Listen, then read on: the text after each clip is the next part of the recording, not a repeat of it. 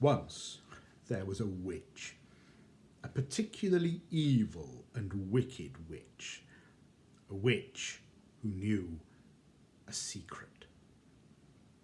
This witch could change her appearance, and one day she changed herself to look like a sweet little old lady, and she went and she stood by the side of a quiet road, and she waited, and she waited, and she waited. She waited for just the right person to come along. After a few hours, there came, walking down the road, a soldier. This soldier was on his way home after fighting in the war. His uniform was shabby and tattered, his knapsack was empty, but by his side he still wore his sword, which he kept sharp and bright and clean. The old witch went up to the soldier and she said, "Good evening, young man. Would you help a poor old lady? There'll be some money in it for you if you do." What do you want me to do?" asked the soldier. "It's not very much, really. You see that tree over there? It's quite dead, I'm afraid, and it's hollow. I'd like you to climb inside the hollow tree. I have a rope here, and I'll tie one end around your waist, and when you're ready to come out, tug on the rope and I'll pull you out again." "And why would I want to climb inside a hollow tree?" asked the soldier. "Why, for money, of course," said the witch. "You see, down below that tree there's a great cavern, and leading off the cavern there are 3 doors. Now, if you go through one of the doors, you will see a great wooden chest filled with copper coins. The chest is guarded by an enormous dog, a dog with eyes the size of teacups.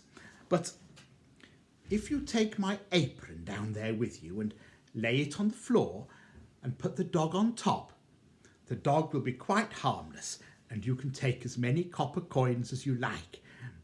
But there is a second door. If you go through the second door, you shall see another great wooden chest. This one is full of silver coins. It's guarded by a dog as well, an even bigger dog. This dog has eyes as big as mill wheels. But if you put my apron on the floor and put the dog on the apron, it'll be quite helpless. You can take as many silver coins as you like. But there is a third door. If you go through the third door, you will see a wooden chest filled with gold coins. There's an even bigger dog guarding that chest, a dog with eyes as big as the town hall clock. But if you put my apron on the floor and put the dog on top, it will be quite helpless, and you can take as many gold coins as you want." "I see," said the soldier, "but what do you get out of this arrangement?" "Oh, I don't want much," said the witch, "but my old mother was down in that cavern a few months ago, and she left her tinderbox. I'd just like you to bring it out again for me." It all seemed very straightforward to the soldier, so he agreed to do what the witch had asked. She tied a rope around his waist, and he climbed the dead tree, and then climbed down into its hollow centre. And there, beneath the tree, as the witch had said, was an enormous cavern, brightly lit with 300 lamps, and in the wall there were 3 doors. The soldier opened the first of the 3 doors, and there behind it was a great wooden chest filled with copper coins. But sitting on top of the chest was an enormous dog, a dog with eyes the size of teacups. Straight away, the soldier took the old witch's apron, put it on the floor, picked up the dog, put it on the apron. And the dog immediately became tame and almost fell asleep. The soldier took his knapsack and he filled it with copper coins. And when it was full, he picked up the dog and put it back on the chest, picked up the apron, and as fast as he could, left the room and closed the door behind him. Then he tried another door, and behind this door he found another wooden chest, and this one was filled with silver coins. And sitting on top of the chest was an even bigger dog, this one with eyes the size of mill wheels. But the soldier took the old witch's apron, put it on the floor, picked up the dog and put it on the apron, and the dog became quite tame. Well, silver beats copper, thought the soldier, and he poured all the copper coins out of his knapsack and filled it again with silver coins, and for good measure he filled his pockets as well. Then he picked up the dog, put it back on the chest, picked up the apron, ran out and closed the door behind him. Then he tried the third door. Behind this door was another wooden chest, and this one was full of gold coins. But sitting on top of the chest was an even bigger dog, with eyes as big as the town hall clock. But the soldier took the witch's apron, put it on the ground, picked up the dog and put it on top, and the dog became tame and docile. Gold beats silver, thought the soldier, and he emptied all the silver coins from his knapsack and his pockets and refilled them with gold coins. And for good measure, he filled his boots as well and put some underneath his hat. And then he picked up the dog, put it back on the chest, picked up the apron and quickly ran outside the room, closing the door behind him. Then he tugged on the rope and shouted, "I'm ready to come up now." "Oh," shouted the witch, "do you have my mother's tinderbox?" "Oh, no, I'll just get that," said the soldier. And looking around, he saw a table, and there on the table he saw a small wooden box.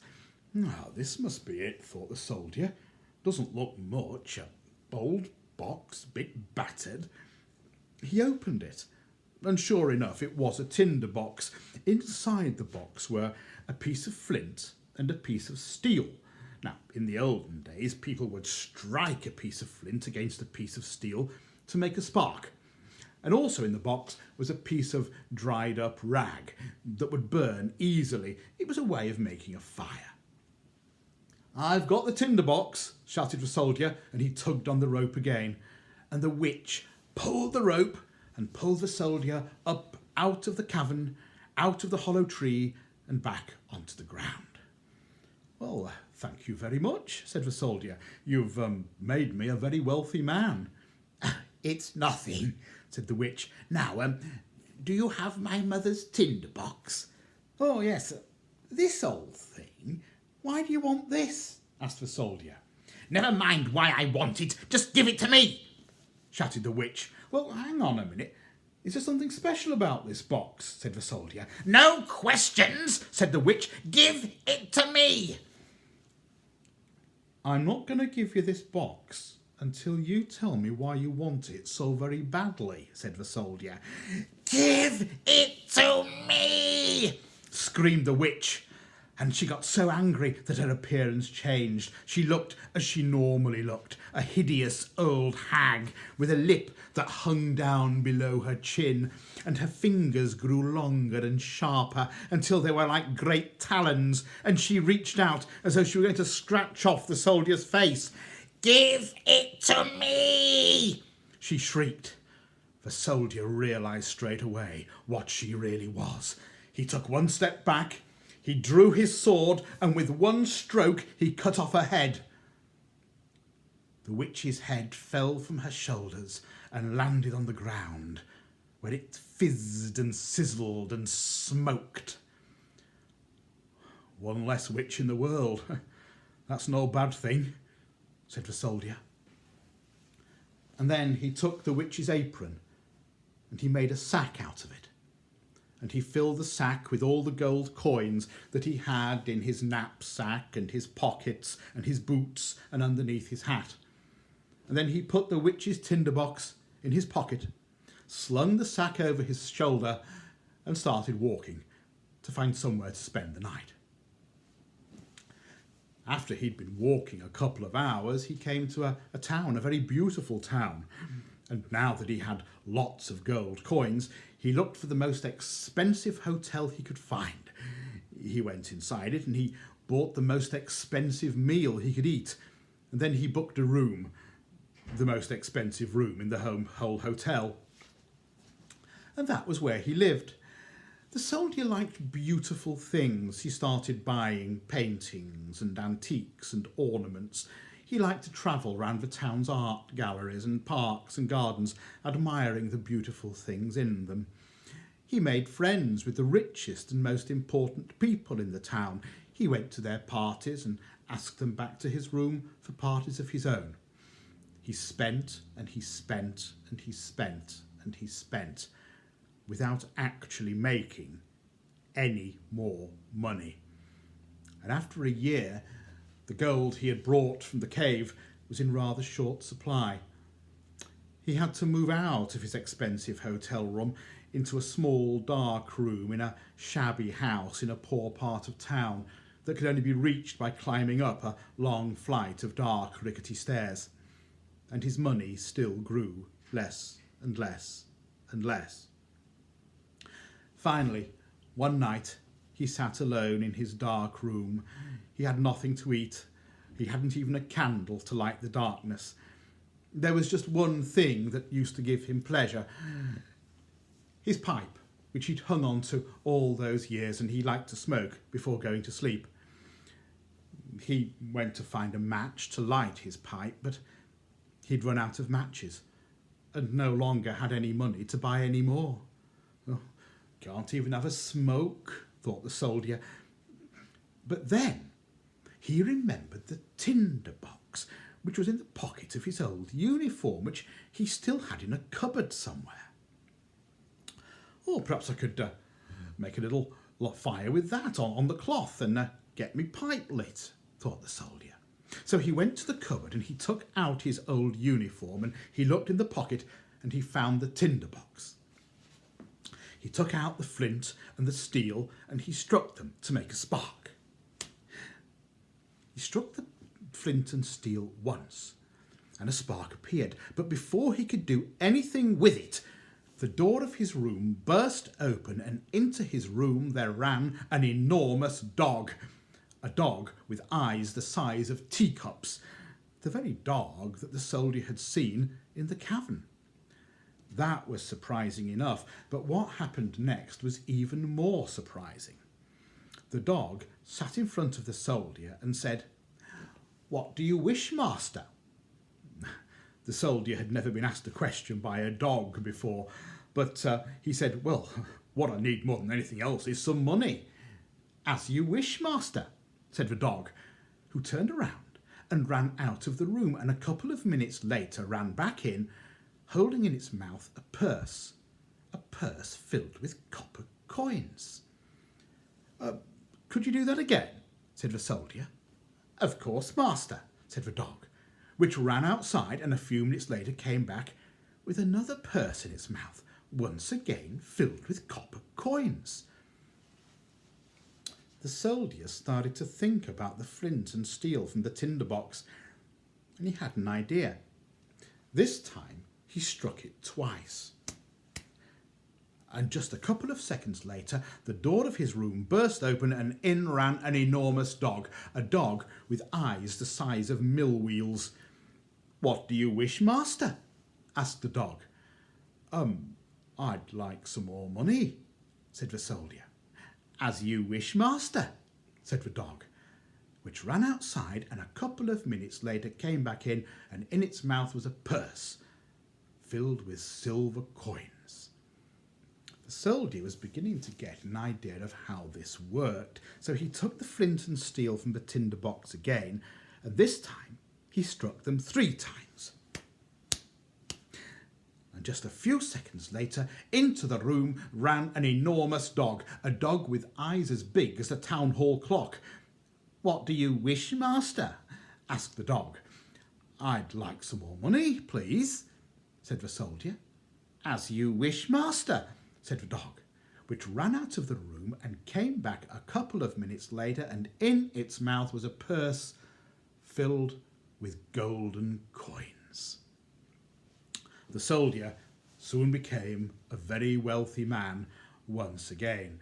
Every time he needed more money, he would merely strike the flint and the steel from the tinderbox. One of his dogs would appear, and he could send it off for more money. The soldier moved back to his rooms in the expensive hotel, and he rejoined all his old friends. And once again, he was able to walk around the city, admiring all the beautiful things to be seen there. He asked his friends what they thought was the most beautiful thing in the city, and they all answered in the same way. They all said, the most beautiful thing by far is the princess, the king's daughter. Oh, said the soldier, and how do I get to see this beautiful princess? Oh, no one gets to see her, everyone told him. You see, on the day that she was born, the king had a dream. And in his dream, he saw her getting married. He saw her getting married to a common soldier, and the king did not want his daughter to marry a common soldier. So ever since that day, she has been kept prisoner in a great tower made of brass, and no one is able to see her. Well, the days went by, and the soldier could not stop thinking about the beautiful princess who was kept prisoner in the great brass tower. And one night he thought, I wonder if these dogs of mine can do any more than just bring me money. So he took the flint and the steel from the tinderbox, and he struck them once. And a couple of seconds later, through his door came the dog with the eyes the size of teacups. What do you wish, master? Asked the dog. Well, I'd really like to see the beautiful princess who lives in the brass tower, said the soldier. As you wish, master, said the dog, and turned and ran out of the room. And shortly after, it ran back into the soldier's room again, and this time, on its back, fast asleep, was the princess. The soldier looked down at the sleeping princess, and she was the most beautiful person he had ever seen in his life. He couldn't believe quite how beautiful she was. He went to a table in his room where there was a vase of flowers, and he took out a rose. And he walked back to the princess with it, and then, being very, very careful not to touch her and wake her up, he put the rose in her hand. You are truly the most beautiful woman I've ever seen in my life, he said. And then the dog, with the princess on its back, turned and ran out of a soldier's room. The next morning, the princess woke up in the brass tower, and she found in her hand a rose. It looked very pretty, so she put it in her hair as a decoration. And then she went downstairs for breakfast. Every morning her father, the king, would come to take breakfast with her. The king saw the rose in his daughter's hair and asked her where it had come from. Oh, said the princess, last night I had the most wonderful dream. I dreamt that I left my tower of brass, and a handsome young man looked down upon me, and he put this rose in my hand. The king thought about this. He was a great believer in dreams and the power of dreams. On the day the princess had been born, he'd had a dream of who she would marry. So he called an old servant who lived in the princess's tower with her and said, I'm a bit concerned about what the princess is getting up to at night. I'd like you to keep an eye on her this evening, and if anything strange happens, let me know. Certainly, Your Highness, said the old servant. Now that night, the soldier could not stop thinking about the beautiful princess. So once again, he took from the tinderbox the flint and the steel, and he struck them once. And once again the dog, with eyes the size of teacups, appeared in his room. What do you wish, master? Asked the dog. I'd like another chance to see the princess from the brass tower, said the soldier. As you wish, master, said the dog. And once again it ran out of the soldier's room, and once again it returned shortly after with the princess lying on its back. And once again the soldier gazed down on the beautiful princess. He took another rose, and being careful not to touch her and wake her up, he slid the rose into her hand. And shortly after, the dog ran back to the brass tower with the princess on its back. But when the dog had left the brass tower with the princess, the old servant had followed it, and she had seen the hotel that the dog had run into. Now the old servant had brought with her a piece of chalk. The king would really like to know where his daughter goes, thought the servant. And taking the chalk, she chalked a cross on the door. Then she threw the chalk away, and she went back to the brass tower. But as the dog was running back to the hotel, it saw the cross chalked on the door, and it saw the piece of chalk dropped on the ground, and it thought it would play a joke. It picked up the chalk in its mouth, and it ran to every single door in the street and chalked a cross upon it. So the next morning, when the old servant told the king what had happened and said, "And, your majesty, I marked the door the princess went through with a chalk cross," the king and his guards went back to the street where the hotel was. But when they saw that every single door was chalked, they couldn't tell which one the princess had been taken through. The king explained the problem to the queen, and the queen said, "Don't worry, I have an idea." And the queen took 2 pieces of silk, and she made a small bag. And she filled the bag with flour. And in one corner of the bag, she cut a small hole. "I'll spend the night with the princess tonight," said the queen. And the queen and the princess sat together in the princess's room until the princess fell asleep. And then the queen took the little silken bag full of flour and hung it around the princess's neck. In another part of town, the soldier really wanted to see the princess again. So from the tinderbox he took the flint and the steel, and he struck them together. And no sooner had he done so than the dog appeared in his room. "What do you wish, master?" asked the dog. "I'd like to see the princess from the brass tower once again," said the soldier. "As you wish, master," said the dog, who, turning, ran back to bring the princess. Once again the dog reappeared with the princess lying on its back, and once again the soldier, being careful not to touch her and wake her up, slipped a flower into her hand. And after looking at her for a few minutes, the dog took her away. But the next morning there was a trail of flour that had dribbled from that bag around the princess's neck, that ran all the way from the brass tower to the place where the soldier lived. And the king and his guards were able to follow the trail of flour, and they burst into the soldier's room and arrested him, taking him to the dungeon. The king passed judgment upon the soldier. "Don't know what you think you're doing, but no common soldier is ever going to marry my daughter," said the king. "There's only one sentence suitable for such a man: death. Tomorrow you will have your head cut off." The soldier sat in prison, awaiting his fate. He didn't even have the tinderbox with him to summon his dogs. People in those days loved a good execution. You'd get huge crowds coming to watch some criminal being killed.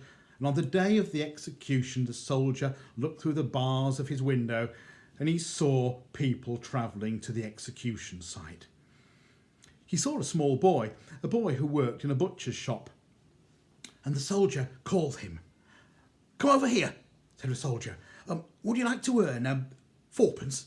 I've got four pennies here. They're all yours if you'll just go to my hotel and get something for me." "What do you want?" asked the boy. "In my hotel room there's an old Tinderbox. Could you just bring that back to me?" "For 4 pennies? Aye," said the boy. So the boy took the 4 pennies and he rushed off to the soldier's hotel. The soldier was taken to the execution place and taken there up onto a great stage where the headsman stood with an enormous axe. Crowds and crowds of people had come to watch, and the king and the queen were sitting on thrones to watch the soldier being killed. The young boy had to struggle to get to the front of the great mass of people watching, but when the soldier saw him, he said, "Your Majesty, I know you're going to kill me. I know my head's going to be cut off, but a dying man's allowed one final wish, isn't he? I'm very fond of me pipe. Could I just have one final smoke before me head's cut off?" "Oh, very well," said the king. "One final smoke." The soldier lifted the pipe to his mouth and said, "Oh, I've got nought to light it with. Can anybody lend me a light?" The boy, standing at the front of the crowd, threw the tinderbox up and the soldier caught it. The soldier took out the flint and the steel and he struck them against each other once, twice, 3 times. Suddenly, all 3 dogs appeared running through the town square. People in the crowd ran to get away from them. The king shouted, "What's going on? What's these dogs doing here?" The biggest dog, the dog with eyes as big as the town hall clock, reached down with its mouth and picked up the king, shaking him in his mouth. Can I go free now then?" said the soldier. The king, hanging from the mouth of the great big dog, said, "Yes, you can." And the dog opened its mouth and dropped the king onto the floor. The king looked around at the 3 enormous dogs that were frightening everybody and were so strong and seemed able to do anything. And then he looked at the soldier. He had always said that his daughter would never marry a common soldier. But a soldier who owned 3 such wonderful, powerful, magnificent dogs could not be called common. He could actually be someone very useful to the king. So the king pardoned the soldier there and then and said, "If there's anything you want, just ask. If you'll just stay in my kingdom and help defend us with your magnificent dogs." "There is one thing I want," said the soldier. "I would like the princess. I would like her hand in marriage." The king wasn't certain, but the princess, who had seen the soldier for 3 nights in her dreams and thought him the most handsome man she'd ever imagined, was more than happy to marry the soldier. And so they did. And one day the princess became queen, and the soldier and his 3 magnificent dogs ruled by her side. And they both, of course, lived happily ever